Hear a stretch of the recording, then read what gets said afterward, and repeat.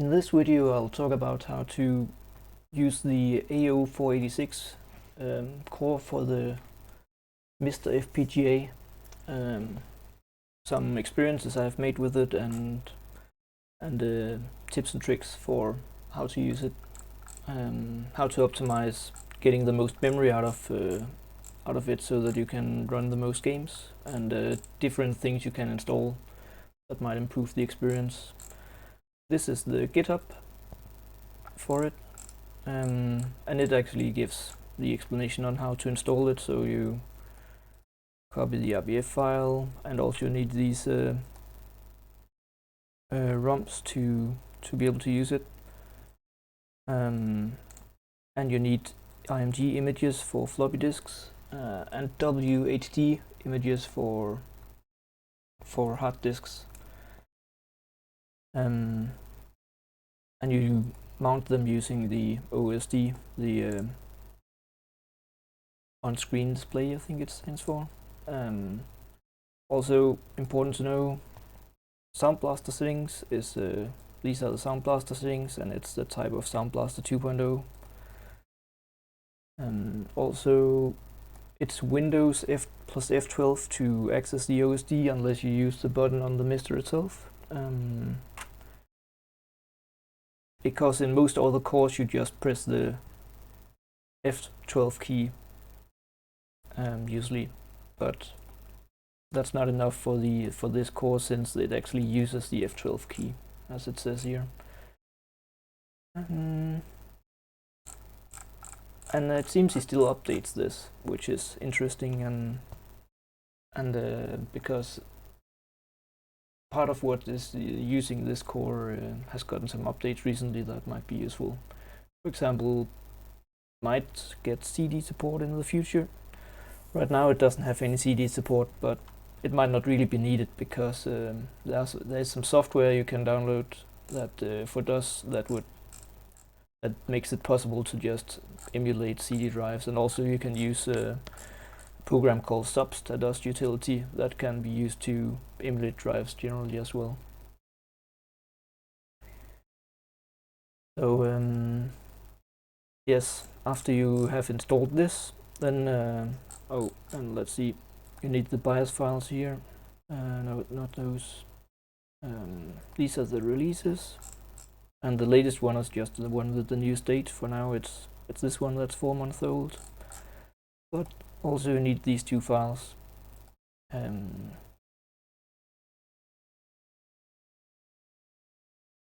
So you copy those to a folder on the MiSTer, and the RBF file I've just for now copied to the root folder, and then in a folder I call AO486 I put the BIOS, and put a lot of other stuff, disk images and hard disk images.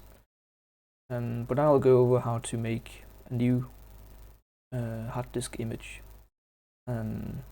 So we have this computer administration with the disk management, and to open that I just type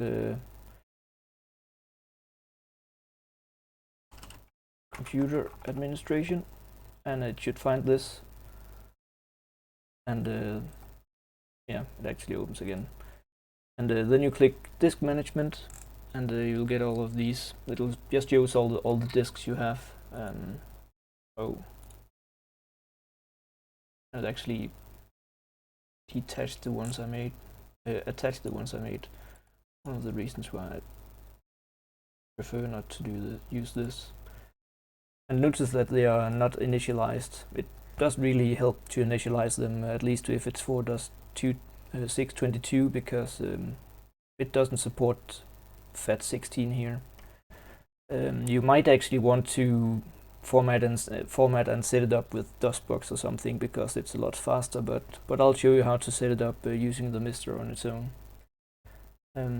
But you have to make an image. You can just go here and click create WHD, and I don't think it supports dynamically expanding, so set it to fixed size, and 16-bit only supports up to 2 GB disks, which is 2000 megabytes, just about. It's not the exact amount, but close enough. So what I do is give it a disk name, test disk, set it to 2000 megabyte, or it might be better to say 2 gigabyte. But just to begin with, since it might take a long time to copy 2 gigabyte, you can just set it to 500 megabyte, which is a lot for a lot of DOS games anyway. The games that can run with this core are usually not that big anyway. It does support some games that have larger size, but once they begin to get to a CD size or something like that, they usually require too much power to actually run well on the MiSTer FPGA core as it is now.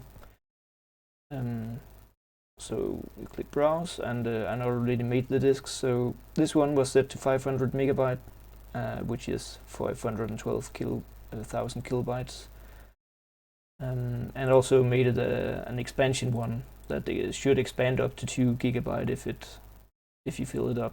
But I'm not sure if that works with this, so it's mainly to test. So when you have these WHD files, you copy them to your MiSTer in the. I put it in that AO486 folder. I'll just turn on the MiSTer now, and I'll show you here when it boots up. It goes here. I've connected it with a HD capture card so that I can show you the screen as well. And I have the core here, but I also installed, copied some files from someone shared these files, and there's also the cores here. And if I run some scripts, I have some scripts here where one of them is to update current cores, and then it'll update all the cores so it finds on the MiSTer, and so you have the newest versions, which is a nice way to stay up to date.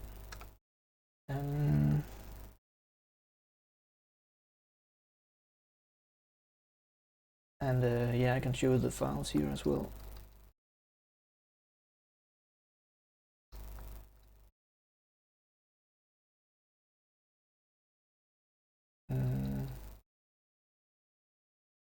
There we go.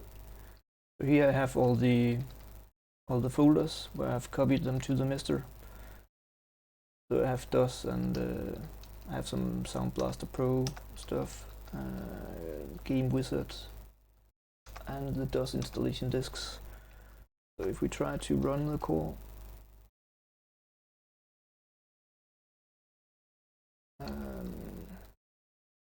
let's run it from. Alright, it was not the right place I was in. Here we have cores, and now I'm running the DOS core, and it's set up to boot with Freedos as standard.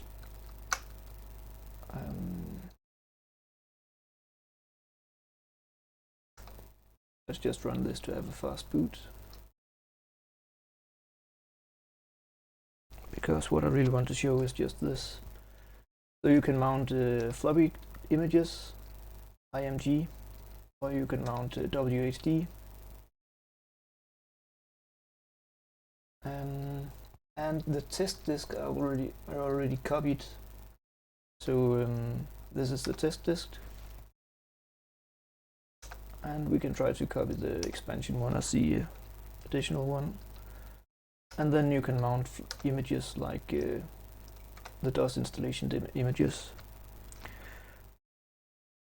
So if I reboot now, the boot order here is also important, because right now the first one says HDD and FDD, so that means it boots from the hard disk first.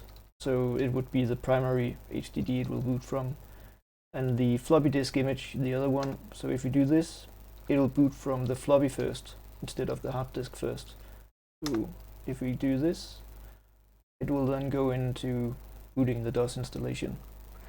But before I go further with this, I'll go into how to get the DOS disks and so on. So if you go back to the desktop, and here we have WinWorldPC.com, which is a library of all kinds of software installations, and this one is the recommended version of DOS that you can download and then use these images to install it on your MiSTer. If you go to the library here, MS-DOS, it's hiding itself here. There's also Dr. DOS, which I plan on trying out because it sounds pretty good. And there's several versions of DOS. I'm not sure if any of the other ones are relevant. There's a multitasking MS-DOS. Not sure what that means. I think there's at least partially some multitasking in the regular MS-DOS version, the newest 622 one. Also, if you go here, you can actually get DOS 7.1, which this one is China, I guess. But yeah, usually as this says, it's from DOS 95 and 98. And then MS-DOS 8.0 was from Windows ME, but that didn't really work because Windows ME was based on Windows instead of DOS. Unlike Windows 98 and 95, they had Windows on top of DOS, but with ME you had DOS on top of Windows, so it was just a command prompt at that point. I don't even think you could boot into the command prompt anymore. The advantage of MS-DOS 7 is that it actually supports 32-bit, which means you can get much larger disk images. But DOS 622 is just the most compatible of them all. So I could recommend having that pretty much as a minimum. There are some alternatives as well, like Freedos. So I'll also go through how to get this to work.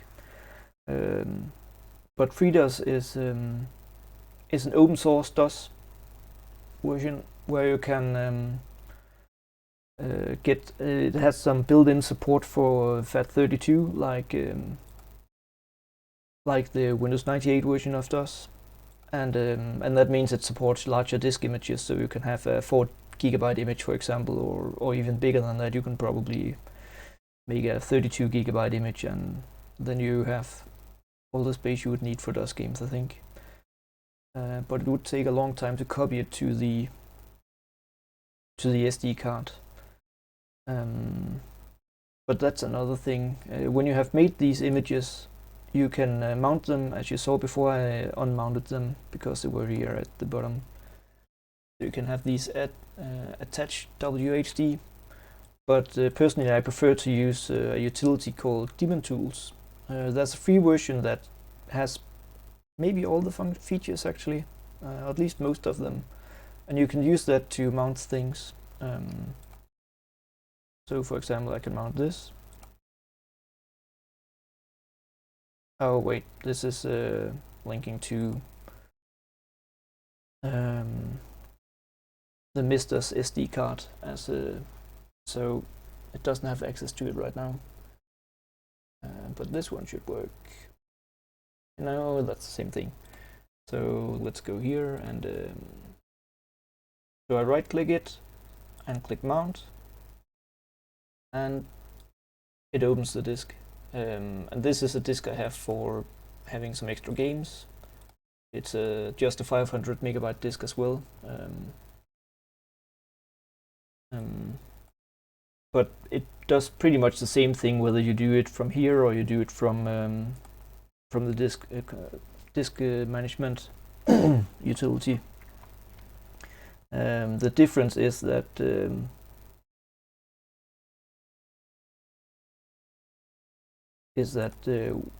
here I can actually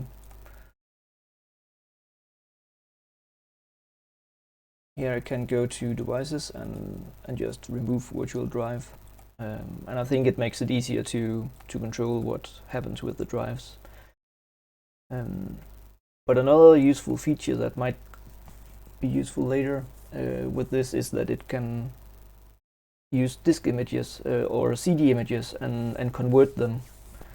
It can actually also be used to create VHD files. Also, with the selection of fixed and dynamic, and whether it should be mounted as a hard disk drive or a removable drive. But again, it doesn't support FAT16, so it has its problems.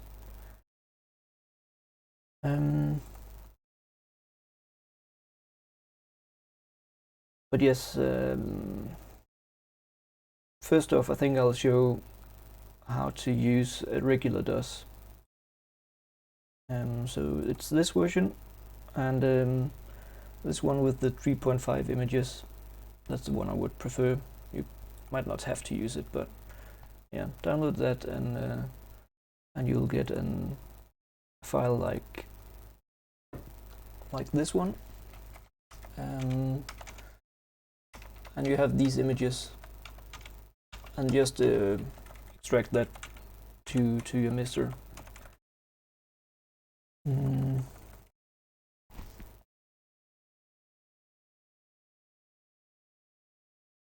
And another thing I would recommend getting is Freedos, because it really helps using DOS a lot. It can help finish sentences and such on DOS. The newest version here is 8.0, so just click here and download that, and maybe extract it on one of the WHD images. But first we need them to be formatted, so let's try setting up DOS 622 first. So yeah, here we are still. I have mounted, as we showed before, I have mounted the test disk.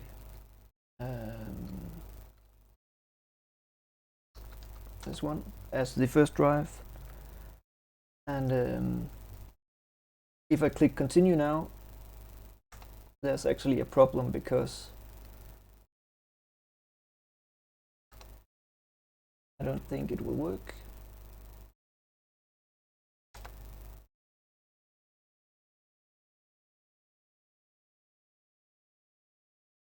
That was a lot easier than last time I tried this. Actually, I had to exit the setup and begin running a program called fdisk to help clear the disk. But I guess maybe I had done something else that ruined it all. Maybe I tried formatting it on to FAT32, and that just confused things. So it's probably a good idea to not format the disk on the Windows system, because that seems to save a lot of time.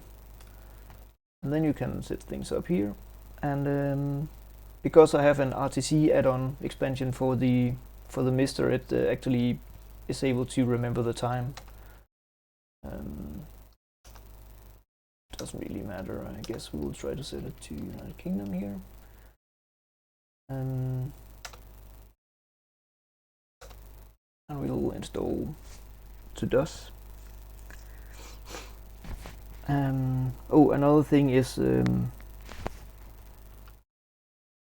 floppies are hot swappable, but hard disks aren't. So if you switch out a hard disk and you want that effect to that change to take effect, you'll have to reset the core. But with disks, you can actually hot swap. So we go into DOS, we click disk 2, and we can just continue the installation.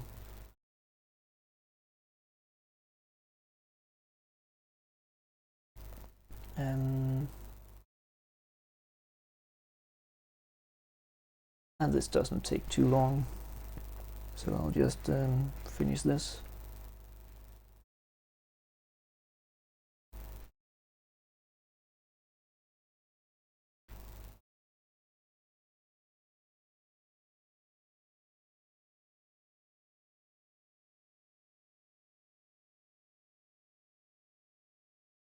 And it should be asking for the last disk soon. You can see what disks it is, what files it's transferring in the bottom right. QBasic and Subst, and Subst is actually a good tool for making fake drives. It's a good way to have it believe that you're installing from a disk, for example. Now we'll take the last disk. There's also the extra support disk, which has some extra utilities. I haven't tried using those yet.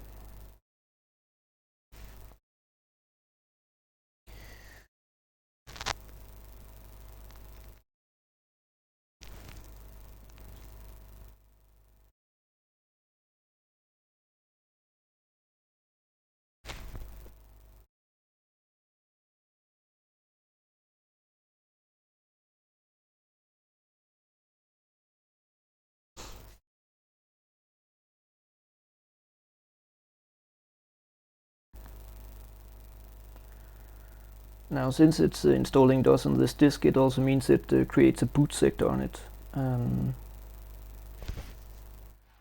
So when you have a disk and you create different boots for it, you can't just copy all the files to another disk and expect that disk to be something you can boot from. Now it says to remove floppy disks. I'm not really sure if we can remove. Maybe this will work. But to be sure, we can just change the boot order, and now it boots from the hard disk instead. So now we can see it has the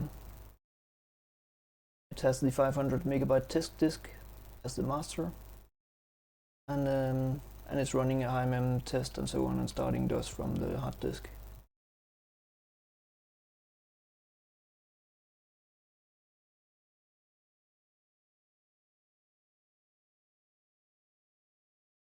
And that's actually a good setting to change, because right now it's testing the extended memory, and as you can see, that takes quite a long time, and it does not really have to do that. I think there's a utility called edit.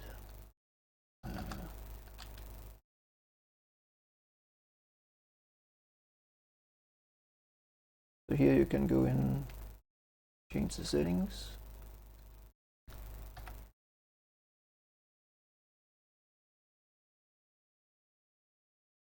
UMB helps. Whoops.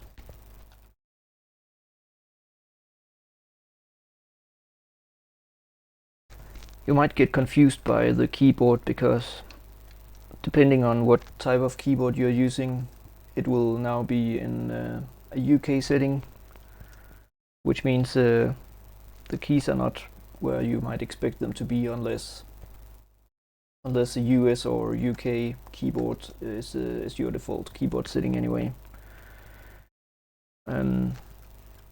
So you could either try to look up how the keys are placed, or you can just experiment, just click around on the keyboard and see where is the different keys.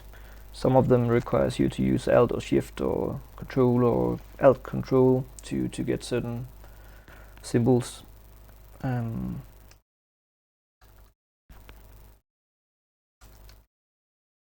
So yeah, that's worth looking into.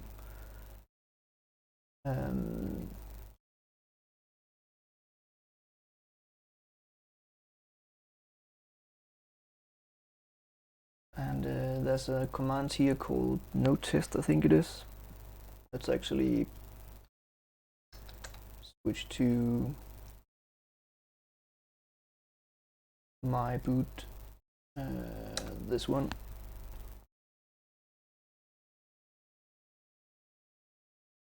And we can mount the new disk, the test disk, as the secondary drive.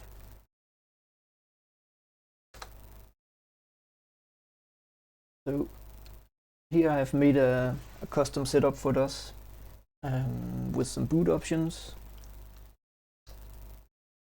One with a regular EMS setup that sets a specific amount of EMS memory, and the other one is set to auto, so it gives it half EMS and half XMS memory. Both of them has mouse support. I haven't really had any use for not installing the mouse, but if you want to save a bit of memory, you can boot without having the mouse loaded. As you can see here, it also loads Freedos and other things. And I have a utility called Norton Commander I've installed. Also, it loads a Sound Blaster Pro driver. I don't actually think it does anything though. I haven't noticed any differences in games and such. The Norton Commander really helps with the file management. There are other utilities. Norton Commander is a commercial utility, but there are free versions, free utilities that are very similar as well.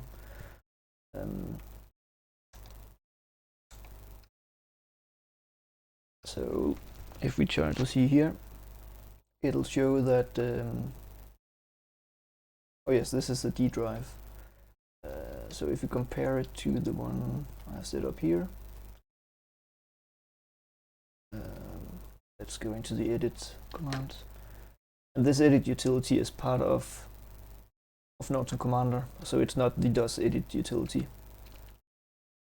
And what it does here is it says common, which means these lines will always be loaded, no matter what options you choose. So it well, and REM means it ignores this line, and then it goes with DOS high UMB. It just seems to work well with using UMB. Buffers and files set to 40, last drive set to H, so that that reserves being able to use drive names up to H. So you can make you can use subs, for example, to make your own drives. Then comes the menu items, and the system here is that you have one that says menu item equals, and this is the code for this option, and then the name that you'll see on the menu, and then continues here doing the same thing. And menu default means this code will be the one, so the first one will be the default setting, and how long it will display the menu for before selecting the default setting. The next part here is that if you select the first setting, these are the options it will go with, and the second setting will go with this one. And I actually found that oh yes, and this is the option that you have to add to make it not run high mem. So test mem off, and then here I said auto. Oh, and also I found that adding this frame really helps. So we have otherwise it just doesn't seem to work very well. I'm not sure if it needs all of this. It might only need this last part, but I looked it up and found that this should help, and so far it has worked very well for me with the RAM. This part is how much RAM it will use for EMS memory, and down here it's set to auto and still has the other part on, and that means it sets it automatically. The shell part here means that it loads Freedos, and it actually adds this on its own.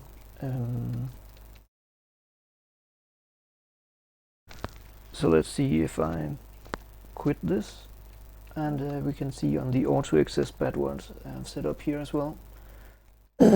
Again, REM means that it will ignore these lines. Echo off means that it'll stop showing these lines. That won't work in the config.sys file.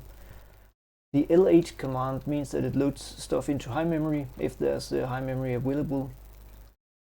Set blaster is setting up the audio settings, and set sound is that it looks into this library for the drivers, and this one is for setting the audio settings, so it sets some volumes. Smart driver, I think it helps set up cache for the different disks.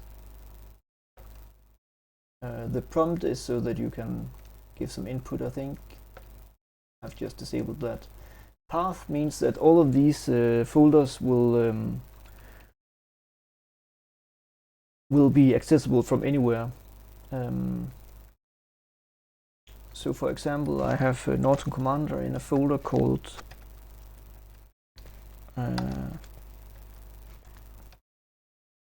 here we go, and there, called NC. So if I add this to this file, it will now always be able to access any file in this folder. And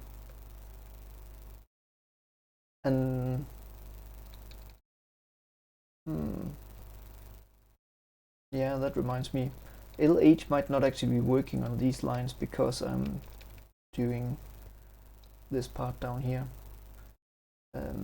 So path should probably be run before that.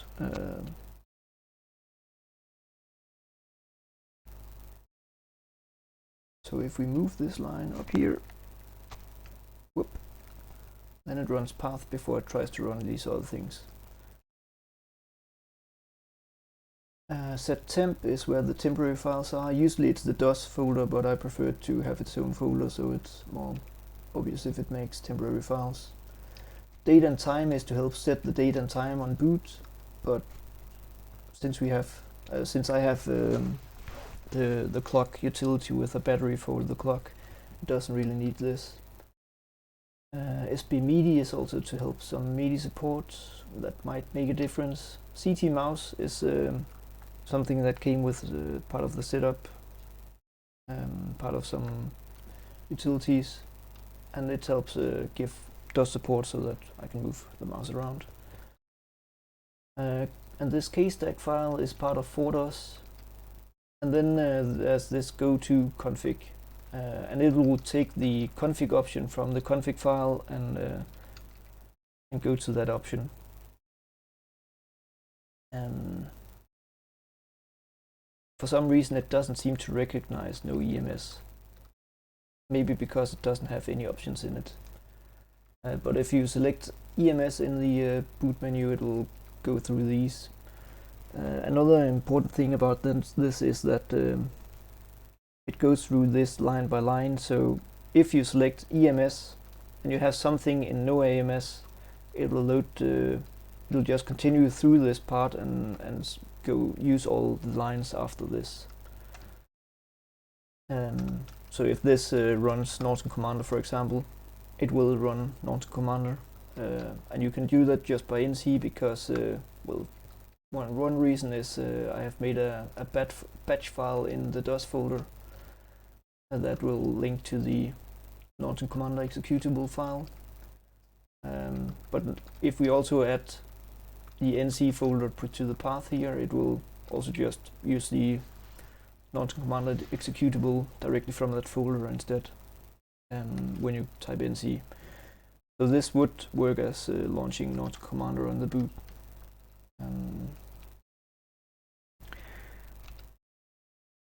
And we can save that. And then I'll show some more, because there's another thing about managing the memory. Device high also decides that this file will be loaded into high memory if high memory is available.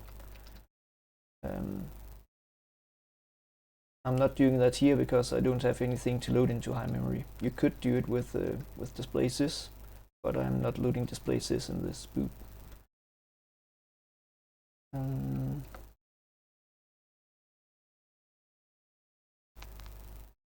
Yes, so let's try to copy some more stuff to this drive.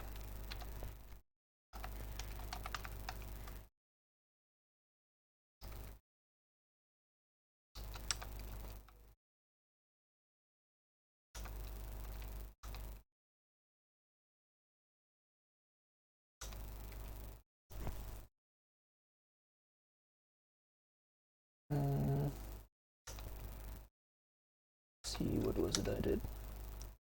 Ah, yes.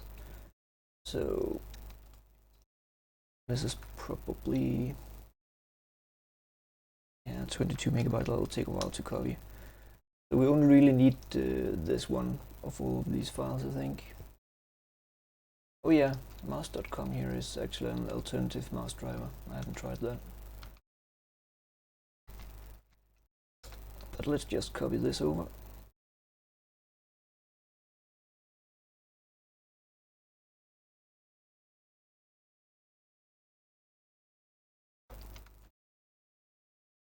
And I also have CT mouse here. Should be the same version.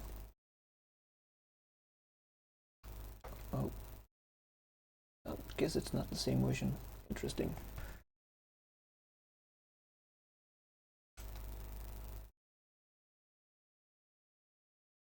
Let's try copying it.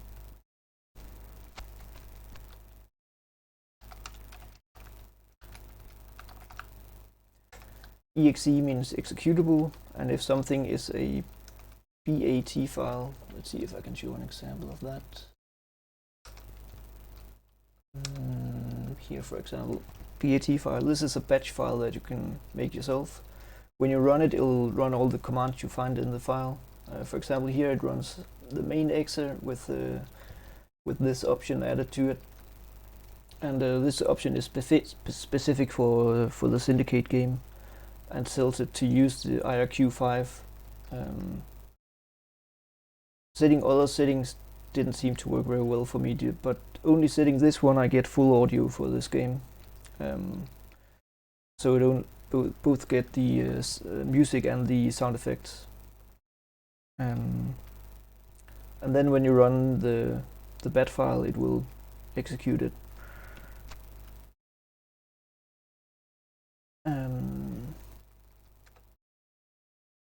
But exe files are executable, so they, if you open the file like this, it'll just have gibberish in it, because it's actually compiled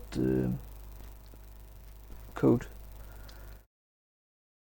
And this one works as a mouse driver, or both of them actually.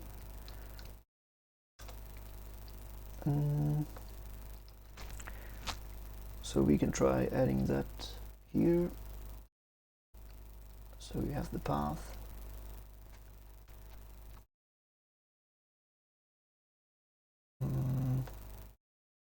But I guess we don't really need the path, we can just add it like this.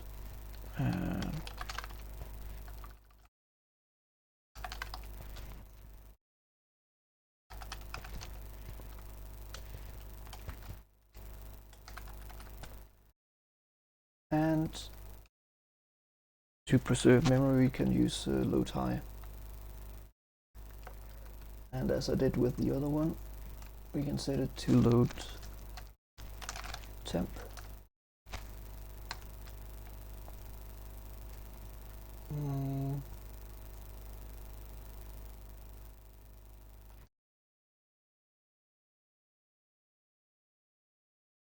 And that should be it for this. Let's see. Oh yes, we can also use Lite here. But again, then we have the problem with the path being loaded too early. So let's move this line up here.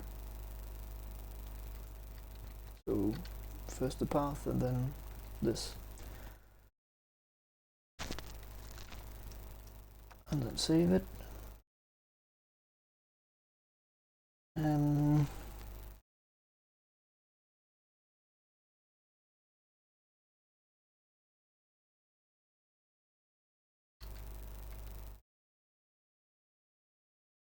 Set blaster. Let's see. I'm not sure if that actually just works on its own. Let's try copying a game. So I'll make a games folder. Maybe I should show some DOS commands in case you don't have a utility like this one. This is how you make a directory. Here will show all the folders. So we have games now. And then you can go into games. And by the way, this is why we have Freedos. So I can click CD and then just click the tab key, and it'll show the different things you can choose here. So we can go to games and then click deer here. It also does some other things, so like you can click maybe I want to run this file, so you can just type some of the name and it'll show it. Command.com is the DOS file. It's what holds all the DOS stuff in it that it loads into memory. So it's pretty important. If you delete that file, it won't boot, for example.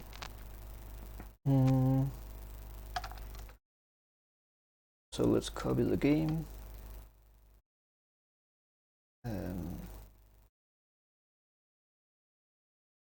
I'll copy Syndicate since I know that works.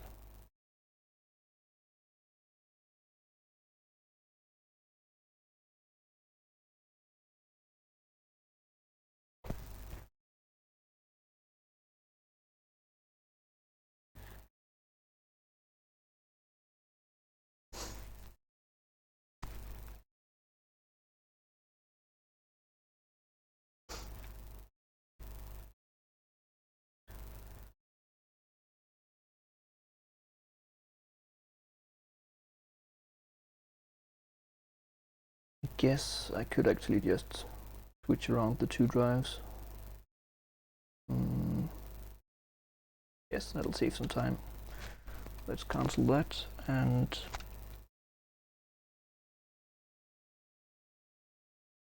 we'll just mount the test disk and mount the 622 and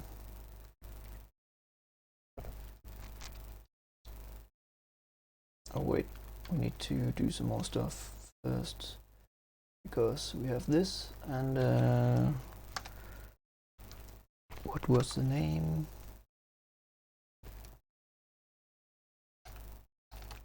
Memtest off maybe.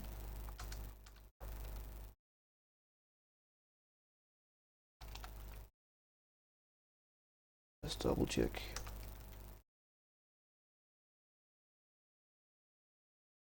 Test mem off.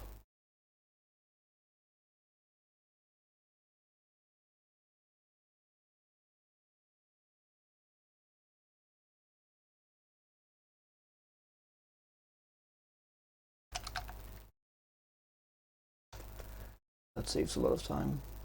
And then we also need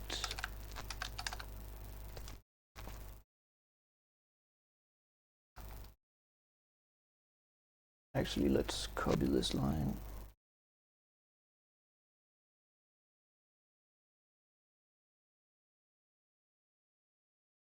Because we need most of it. EMM 386. I also believe that's this.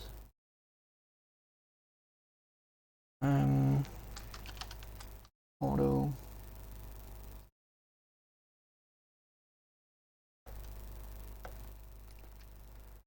Files 40.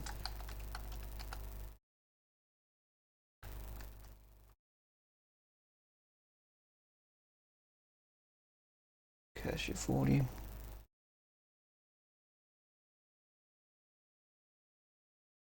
And oh wait, and then you can begin using twice high. Twice high will only work after having run. I guess it's HiMemSys that actually does it. And setvar, I'm not sure what. Oh wait, I looked that up. So set version or setvar should help DOS support older versions of DOS stuff. For the most part, I just disable it. It doesn't seem to be that important. So let's try DOS with these new settings. So this is the new disk we set up. We could also move it back to the PC now that it's formatted, and then set it up on the PC. You might prefer that. And I can't type NC because that's not part of the file. But what we can do, we can try to type mem to see how much memory you have free. And that's not a lot of memory actually. So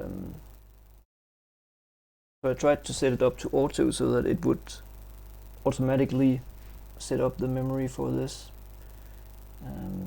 It doesn't seem that it's helped much. So right now we only have 500 and 73 kilobytes of conventional memory free, and that's the main reason to run these memory utilities, because then we can free up, so then we can have some upper memory and reserved memory, and also some EMS memory instead of just XMS, and that will help free up a lot of conventional memory that games used to be able to run. So I still have this disk. Oh, and let's try something. If I now go to this and try to run Syndicate, it probably won't work at all.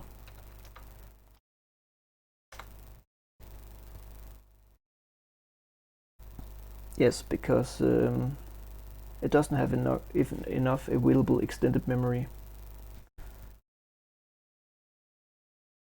Still seems to run, actually. That's impressive.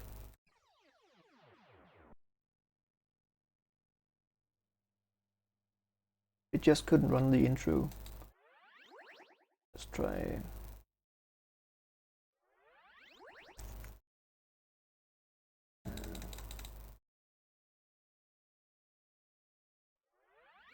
Let's see if it has music in game.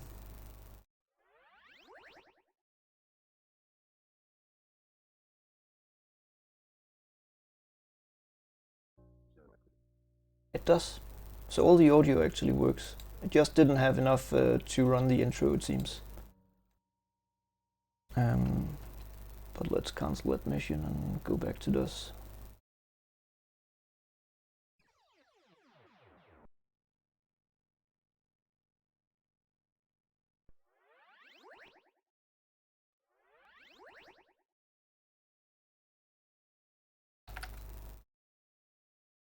Oh yes.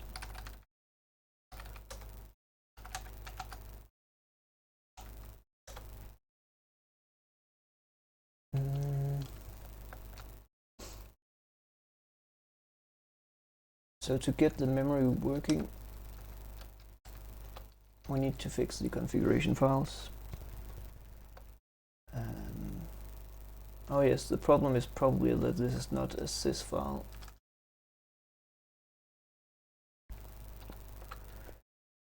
So let's compare to drive D.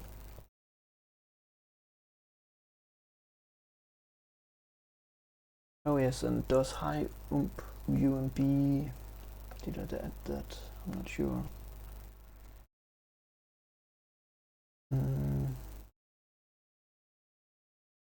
Yes, it's an exe file.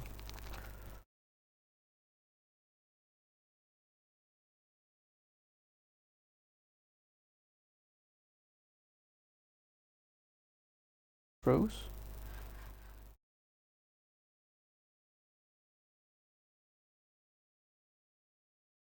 Oh.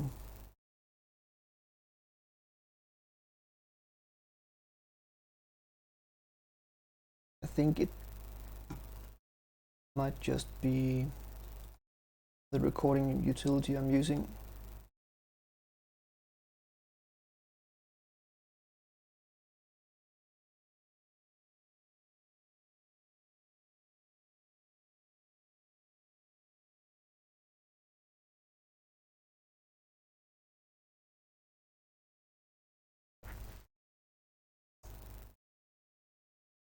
Oh, that's working.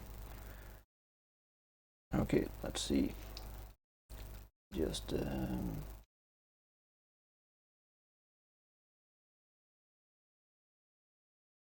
strange. I'll just reboot it then.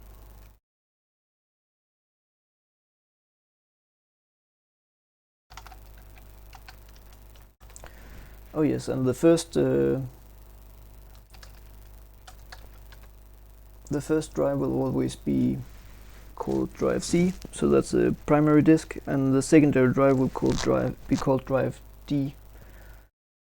And that also matters because sometimes it'll be assumed that drive D is a CD drive, so some installations will be based on that, or maybe it's a USB drive. That's relevant when we are going to look at Freedos.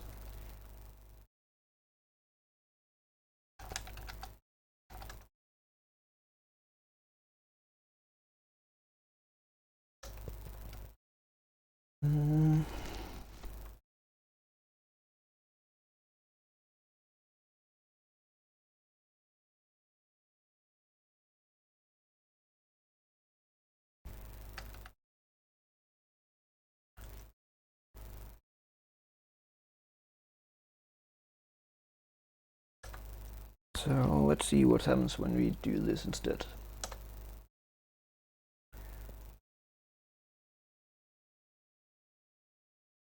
And now it comes with this warning, and that's why I set up all the extra stuff on it.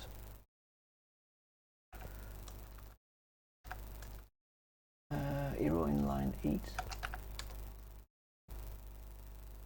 But now it has some reserved memory. Still doesn't seem to help much because it still only has 574 kilobytes conventional memory free.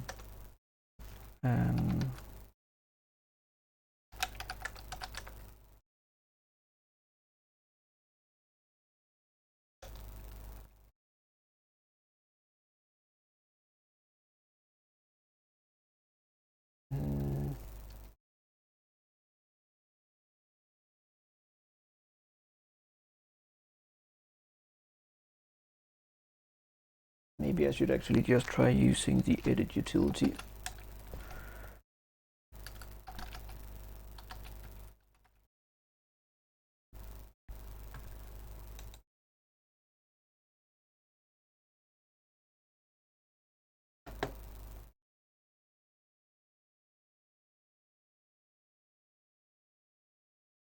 Because here you can actually select the different drives.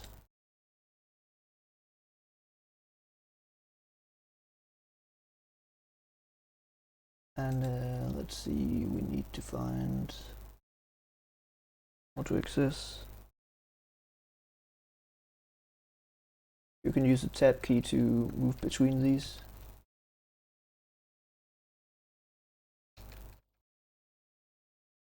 Oh, it doesn't show the files. That's because we selected .txt here. So this decides what files to show. .bak. Let's see here. .sys files. Now it will show the config sys file.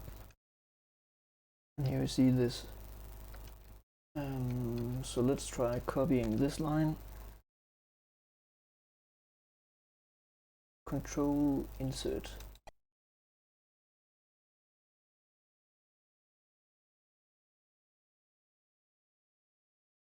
Select it all just to be sure, and I'll use the shortcut key Control insert.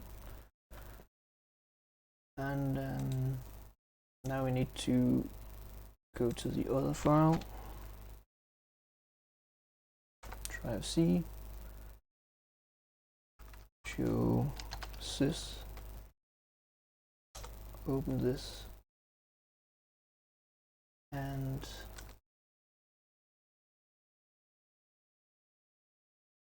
paste. And I'll just switch this to auto. Then we have i.umb.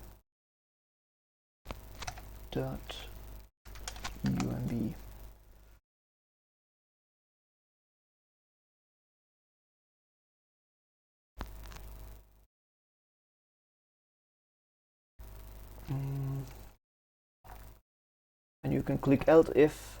See, if I click Alt here, it'll show FESONH for help.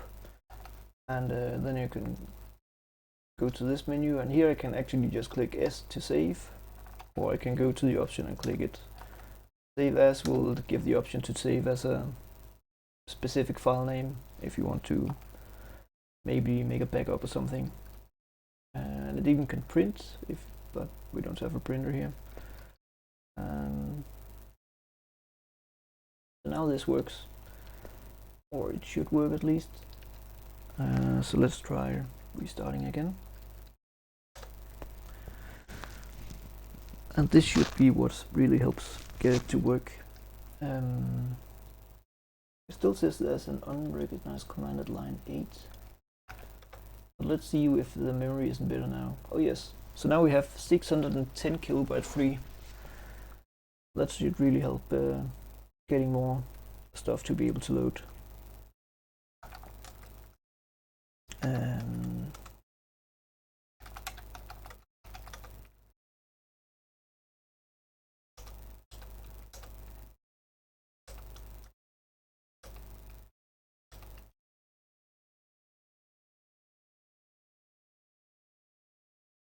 But files like set version here, you probably don't really need that. So let's try to comment that out, and well, you can actually also make do without the country one. The display one, well, probably good to have. And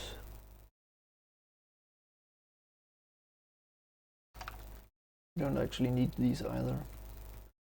Well, this one is part of the display one, so let's keep that. These we load into high memory. So let's save this, and I will reset again. And now it should be even better. Yes, 617. So it didn't help much, but in some cases you actually need these small extra notches for a little bit extra memory. Another thing to note is that we now have EMS memory, 32 megabytes of EMS and 32 megabytes of... Oh wait, I think you still actually have 64 megabyte of XMS memory. I think the reason for this is that you actually have 128 megabytes, but since it's 16-bit DOS, it doesn't really support more than 64 megabytes. But when you spread it out over two types of RAM, you actually get even more. So we can test that actually by doing this. And let's, instead of auto, let's see, I think it was this way for 8 megabytes, but now we want to give it, let's say, 64 megabyte. So 64, and let's see, that must be, oh, that's 8 times this, so 8 times 96. Well, doesn't matter, we'll just make it an even number. And we'll save this. Whoops. And try again.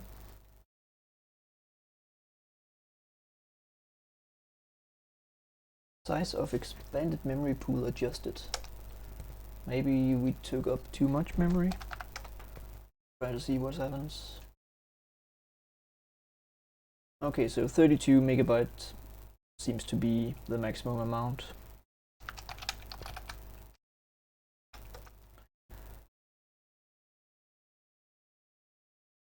We can try just saying 48 instead.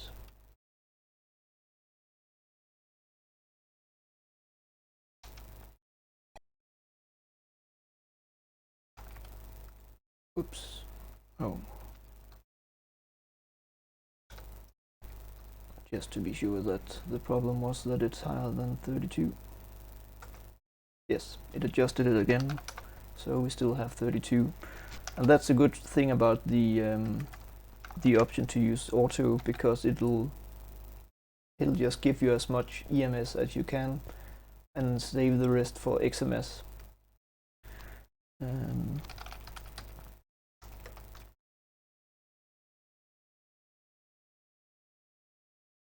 So let's set it back to auto. The other option is to just say no EMS. And then it won't have any EMS memory at all. We can try that.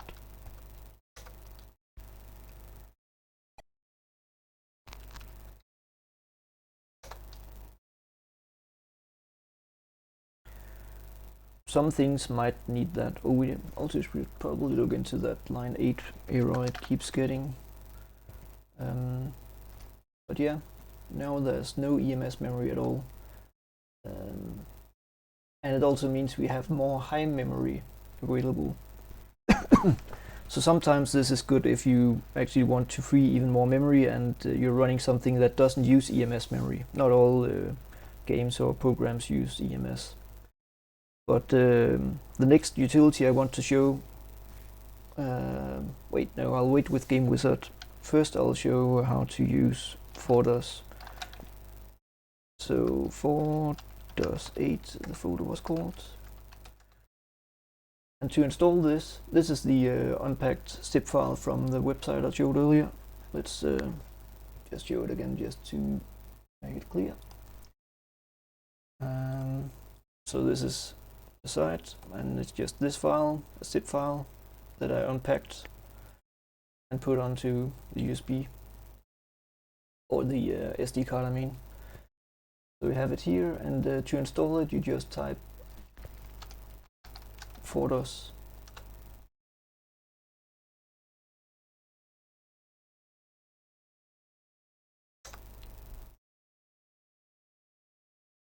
I guess that's actually not all you need to install it, because now just run it.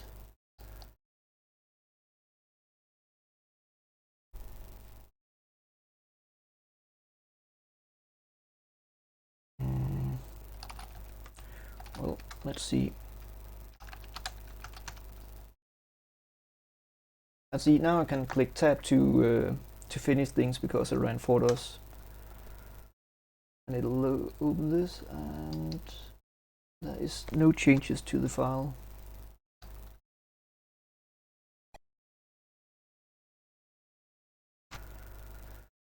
I'm pretty sure the website says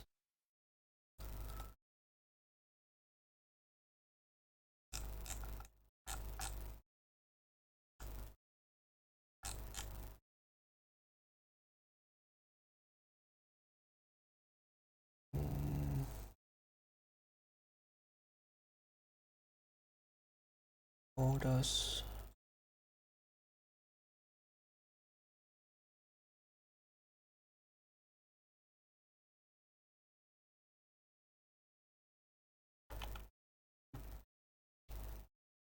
Start Freedos. It will install itself.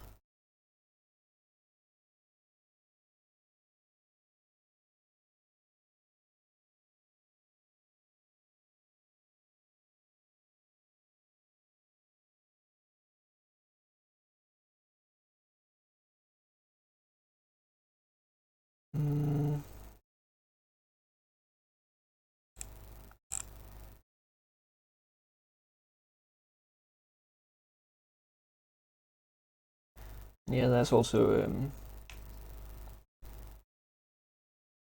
help files and such. Batch file compression utility.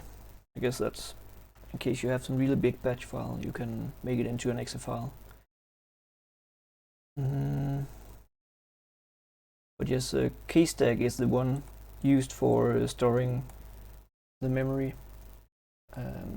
So another thing it does is it remembers previous commands. So I can click the up cursor key, and it'll show older commands.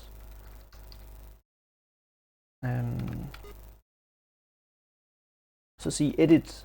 I can't auto finish edit because it's not this folder it's in. If you go into the DOS folder though and click it, I can finish it.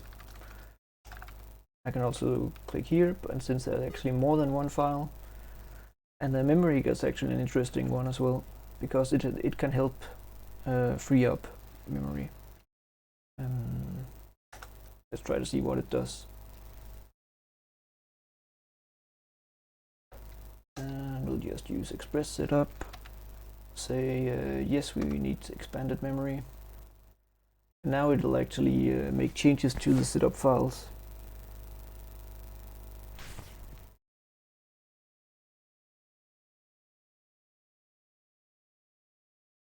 And then restart.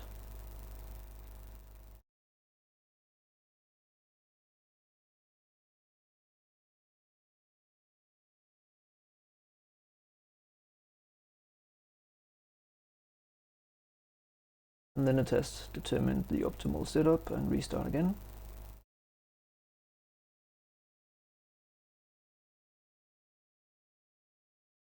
And is it appears to be working? Probably yes. And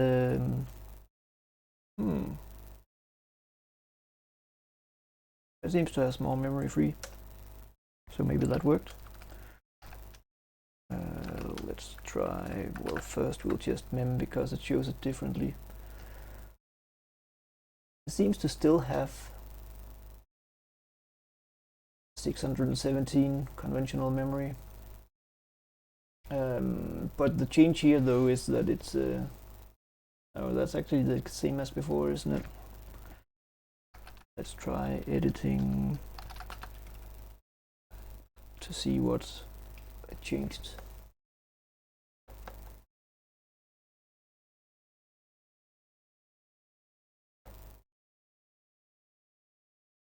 Interesting. So so instead, if you don't want to try to figure out exactly what to write here, you can just run the Memmaker utility, and that will help you. I'm not sure what it is doing here. UMB high and too different. That doesn't seem to do much, does it?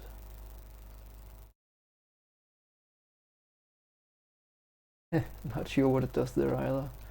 Let's set this back to H. That might actually be one way it saved memory, because it takes a bit of memory to reserve drives, but I like having drives free.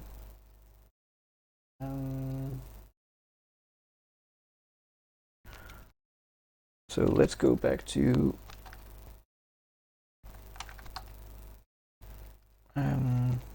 installing Freedos.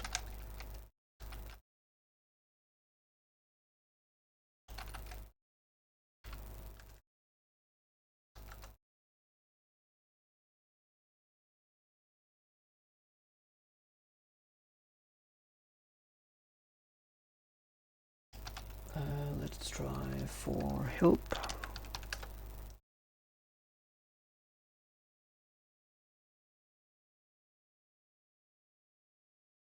Starting Freedos.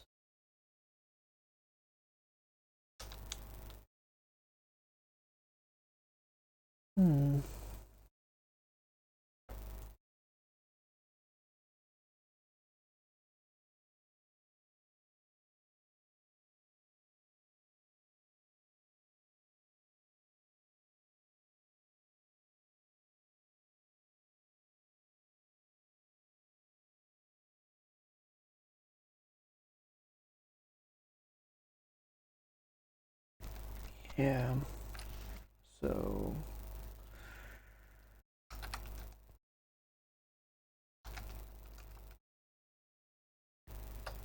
let's try this.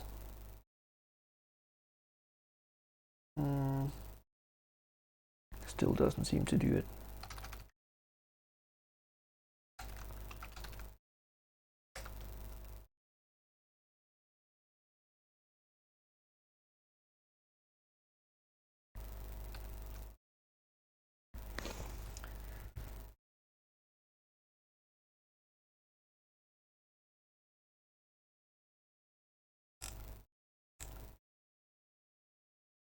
Well, I have another idea.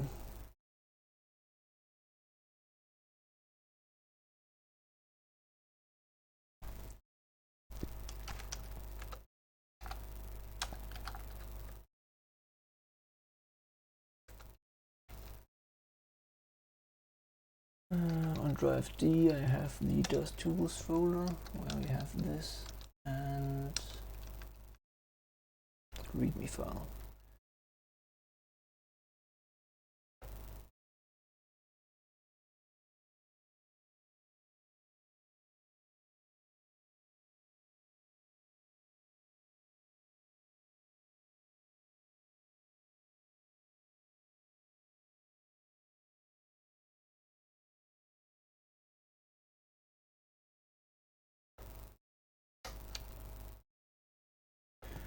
This seemed to work easier for me last time.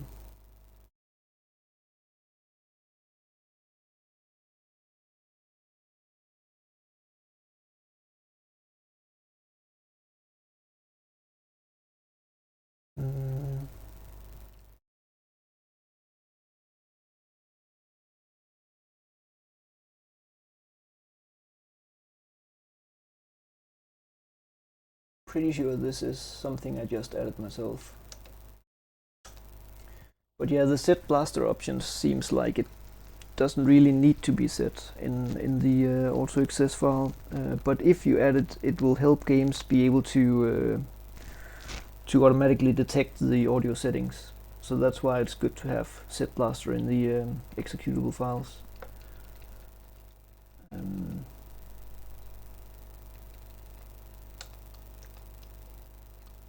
So I'm guessing there might not actually be an easy way of setting up Freedos,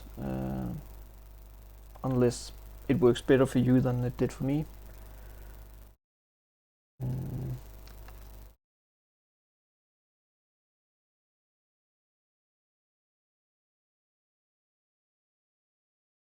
It could also be that I ran this one, the bit older version,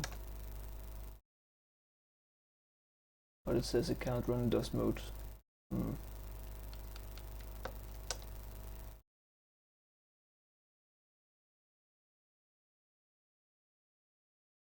Well, as I was saying, you can type it in manually.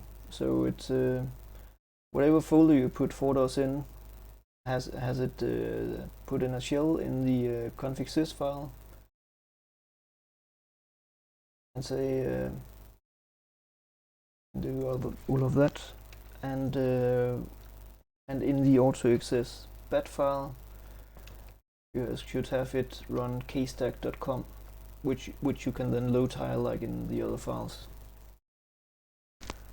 Okay, so the next bit I want to show is Game Wizard. Game Wizard is a utility that can be used well for cheating in games, but that might not be what most people want to use it for. I'm thinking a very useful thing is that it could also add save states to game that doesn't have save games, which could also be argued to be cheating, but not as much as actually giving yourself infinite lives, for example. Another useful thing is it can take screenshots of games, and it can slow down and speed up the games. And it runs in the memory, so it'll just use a special, the tilde key is it's called, to open this utility. So what you do is you download this IMA image file, and when you have downloaded it, rename it and unpacked it. You can then just rename it from being an IMA file to being an IMT file. So this one, it used to be just an IMA file like this, but if you just change it to IMG, it can be used with the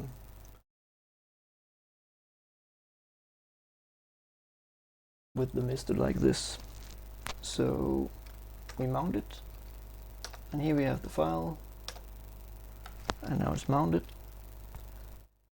And then we go to drive A. We can see it has an install here. So I type install.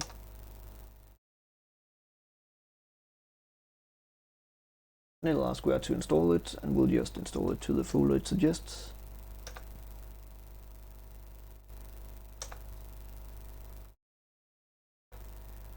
And some useful information, probably.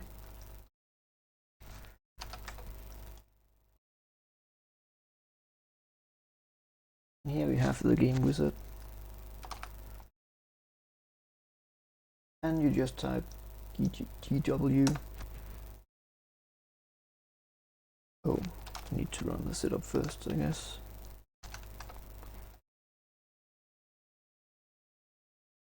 And here we can then see how much memory is free, that we actually have a mouse installed. It says it's a Sound Blaster Pro, which I guess is the Sound Blaster 2 that MIDI support disabled. That actually could be useful to see if the setup I did on the other actually helped. Conventional memory free, DOTH version, and how much EMS memory is free, and XMS, and it can't show XMS because it's more than 32 megabyte.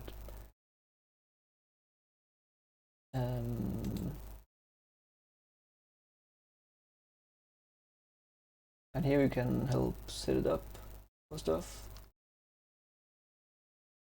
Oh, we actually can tell it that it has MIDI.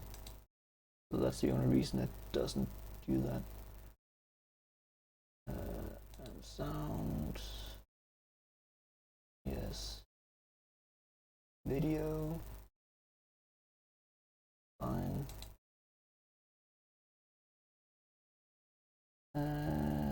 Enable mouse activation. I haven't tried doing that. And after 3 minutes it'll activate a screensaver. That's a bit funny as well. So this makes a configuration file for it, which means we can just type DW to activate it. Here we go, it's active. It even has user, which is me, I guess. And as it says here, press the tilde key, and it explains where on the keyboard that's located. And if I click that, it'll open Game Wizard.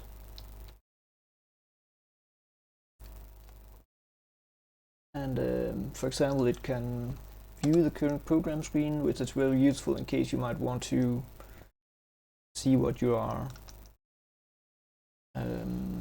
Let's say you want to see how many lives you have left or how much ammunition you have left. You can view the current program screen and then go into memory search and search for that amount. It also has a file manager, so it can actually go in here and do stuff with files, move files, delete files, even a hex editor, which is useful for changing stuff. So let's say we want to edit this, F7, and we can edit it. But let's not do that.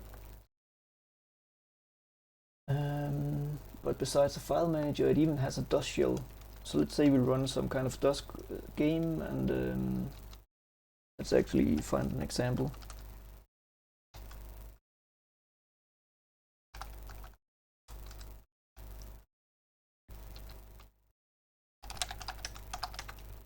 Here we go. And we need a game.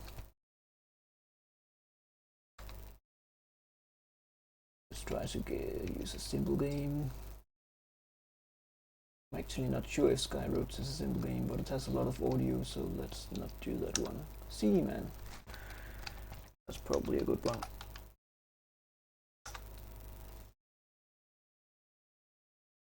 It's a Pac-Man clone.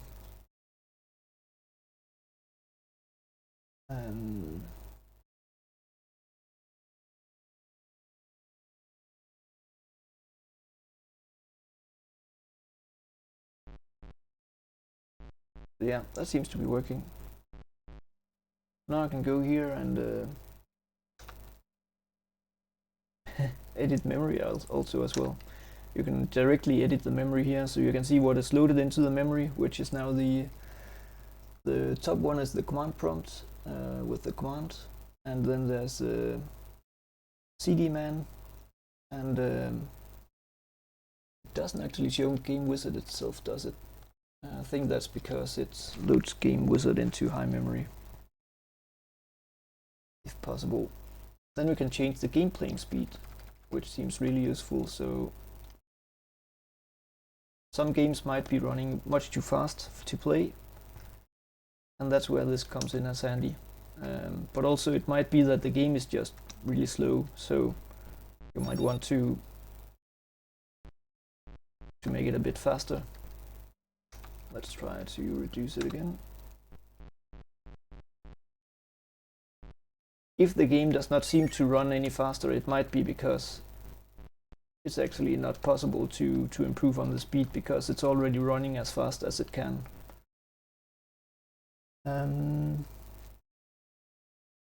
Then we can save the program to disk. We'll just call it cdman. Save from cdman.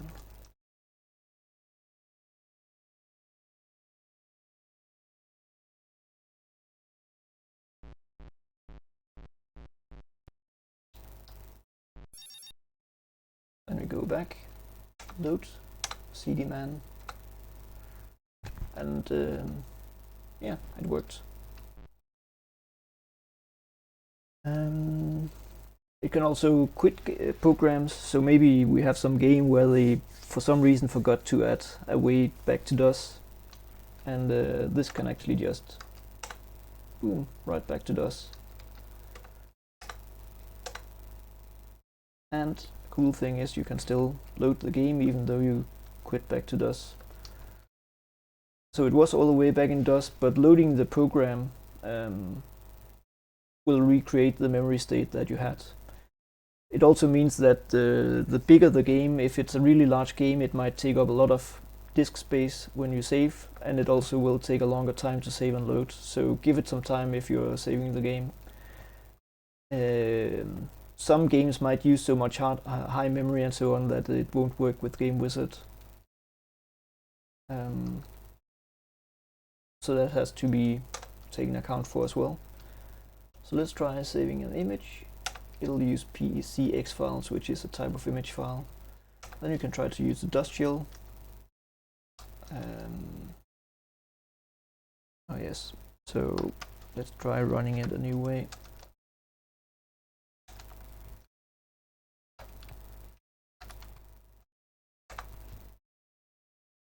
There we go.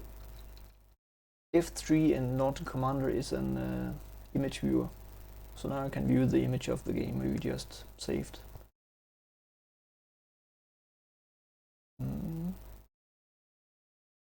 I guess that's all there is.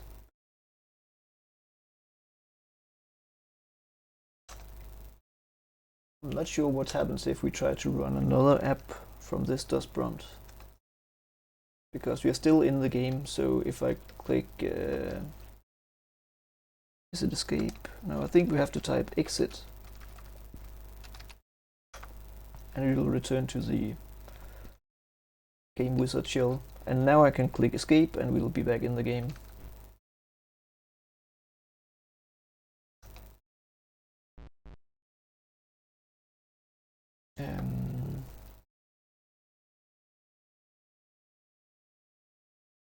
Oh yes, and let's just do a quick tutorial of this.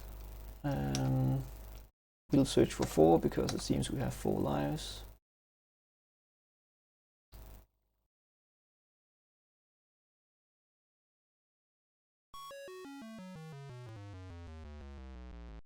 And now we died. Oh. So let's search for 3. And already it has 2 options. So one of these are the right one and the other one isn't. It could be both, but I think it's most likely this one because it shows. Can I have a mouse here? No. So it shows byte as 2 and word as 2. And the difference here is that byte is goes up to 255 or 256 really, because it also counts 0, and word goes to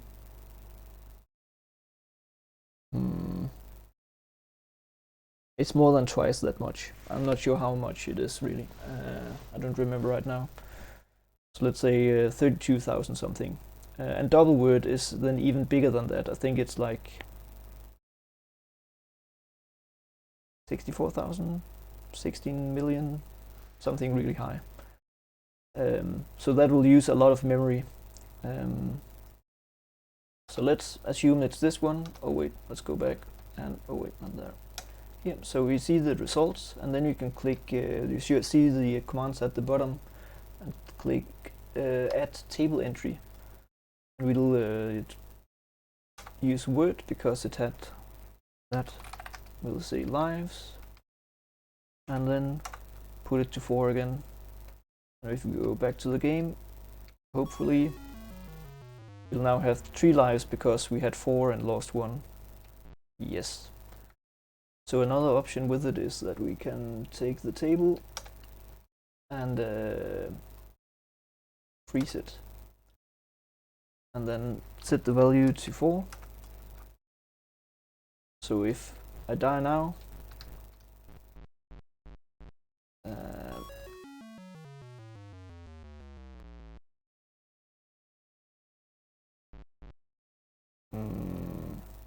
whoops.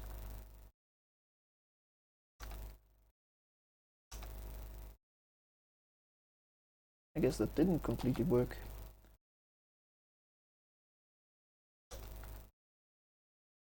Maybe it doesn't support freezing it.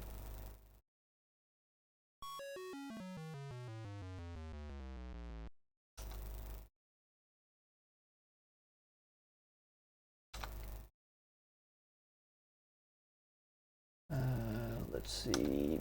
Let's take this one. Try to add it here as a byte. Lives 2.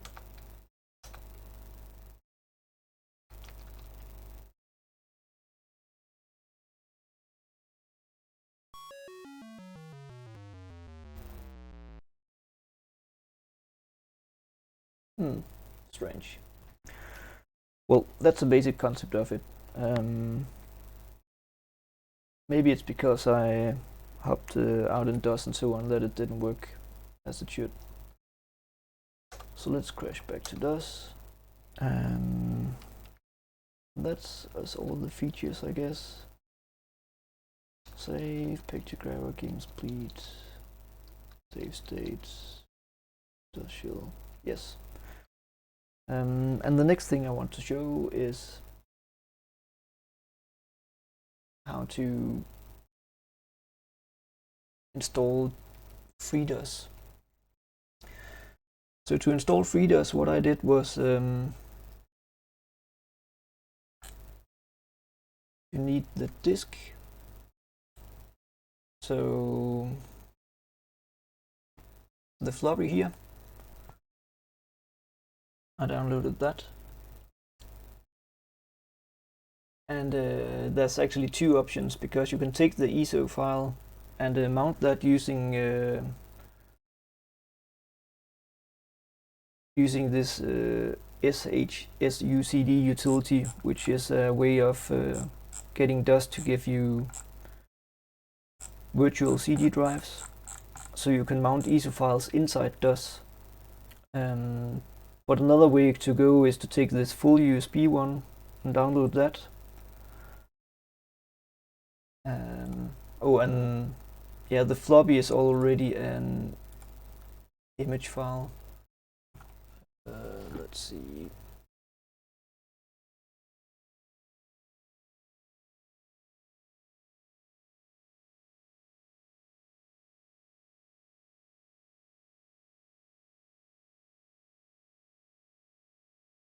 So Freedos, and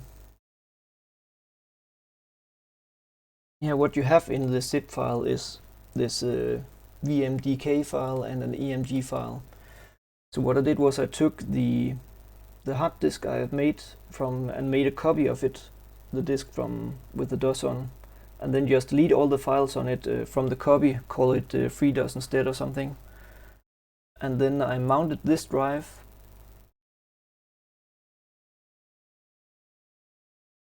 and then just using Windows mounted both these virtual disk files, and then copied all the files to the new disk file.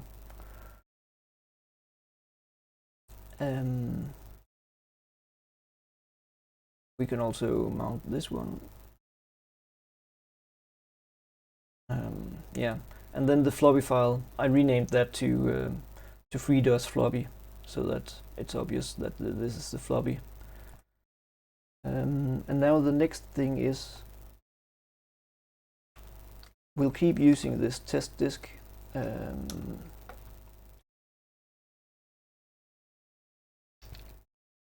So the test disk I made from before, and then I'll mount Freedos install, which is what I called the VDK file that I created. with this Freedos installation that I downloaded, and then also mount the image file, Freedos floppy. It also lists the FD12 file here because that is called IMG, and it'll try to actually mount all of it, which I don't think works. So let's mount the floppy, and we need to change the boot order again to be from the floppy.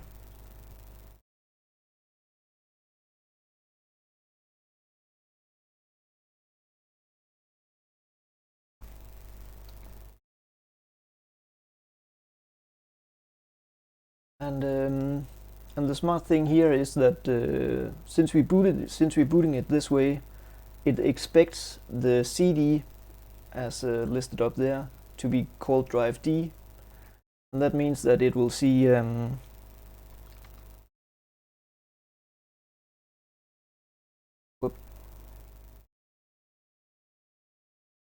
it'll use the installation disk that we just mounted as a CD. It'll consider it to be a CD. So that really helps. So let's select English. Continue with the installation.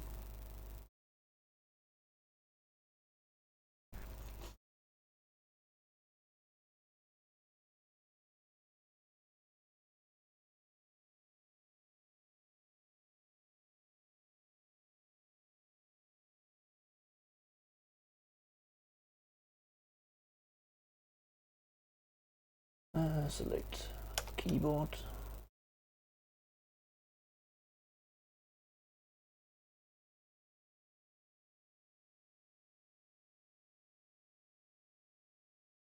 And we won't back up any old files.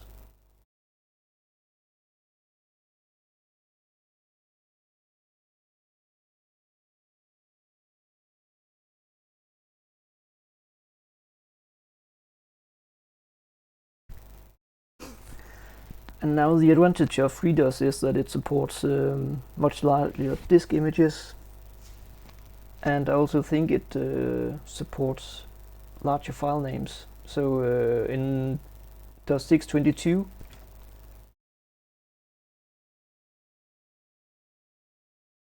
let's actually just take the base package just to show how it works.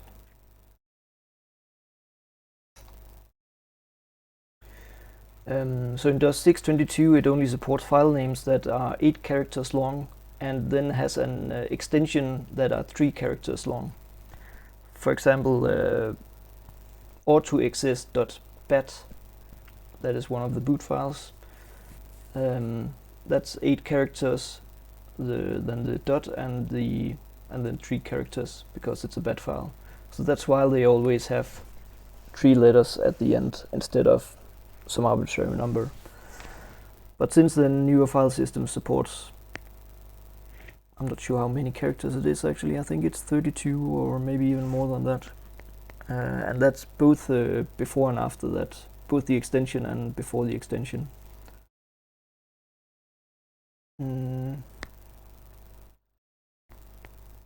This takes a while to install, so let's go back to desktop. And yeah, there's some interesting things here. I've been looking at the repositories, and I can see that what was it?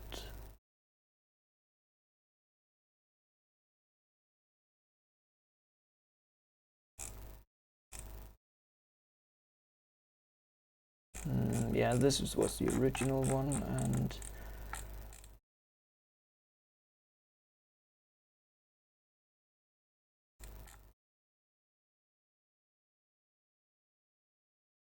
better PS2 handle, preventing fatal error.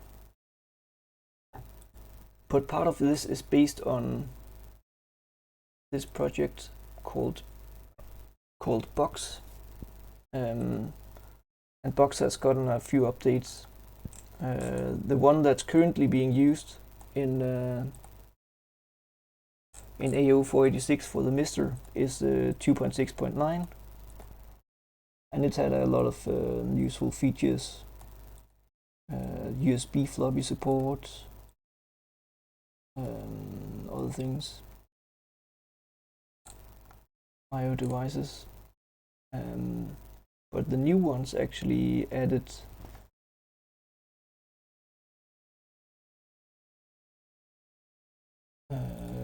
basic Voodoo Banshee Voodoo 3 emulation support. I'm guessing since this is an FPGA that it might not actually be something we could use, but it would be pretty awesome if we could actually have it used. This is what is this is the one that had the 3D FX feature, which is used for many 3D games.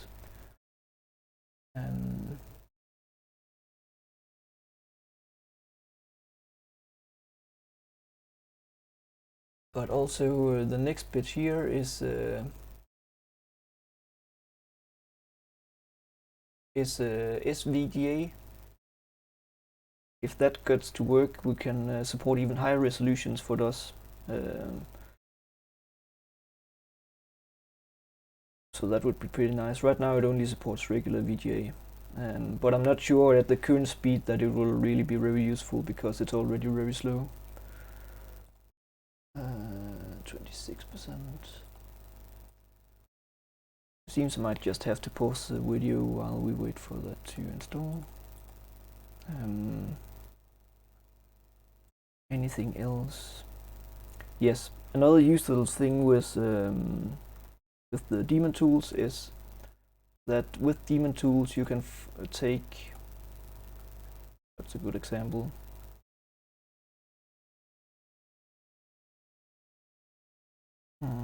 This one.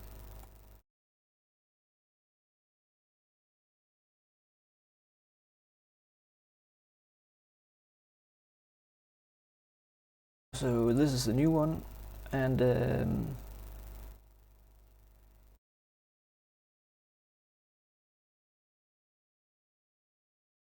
here we go. So I can right click it and click convert, and I could make it into an ISO file that would be supported in DOS and be something I could mount.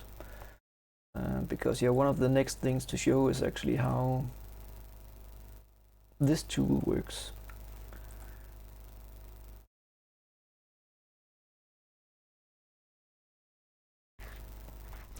And I think I'll have to split this into 2 videos because it's taking longer than I expected.